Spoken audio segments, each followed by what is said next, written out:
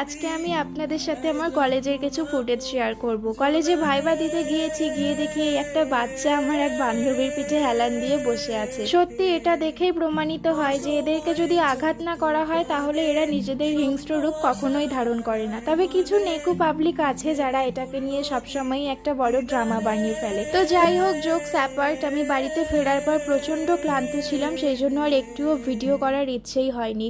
রাতে ডিনারের জন্য বানিয়েছিলাম আমি নুডলস, আর সেটাকে সবাই খুব এনজয় করছিল, এমনকি গিনিও। আর আমার বোন এদিকে নিজের কলকা প্র্যাকটিস করতে বসেছিল। আসলে ওর এটা খুব বড় একটা অ্যাচিভমেন্ট, কারণ ও কলকা একদমই করতে পারতো না। এই 2-4 দিন প্র্যাকটিসের পর যে এত সুন্দর কলকাটা পেরেছে, এটাই ওর জন্য একটা বড় মাইলস্টোন অ্যাচিভ করা। তো যাই হোক, এবারে আমি আমার বানানো খাবারটার রিভিউ নিচ্ছিলাম সবার থেকে, আর এক্সপ্রেশন দেখে নিশ্চয়ই বুঝতেই পারছেন যে খাবারটা যথেষ্ট টেস্টি ছিল, আর যে খায়নি তার এক্সপ্রেশন ছিল আরও সুন্দর।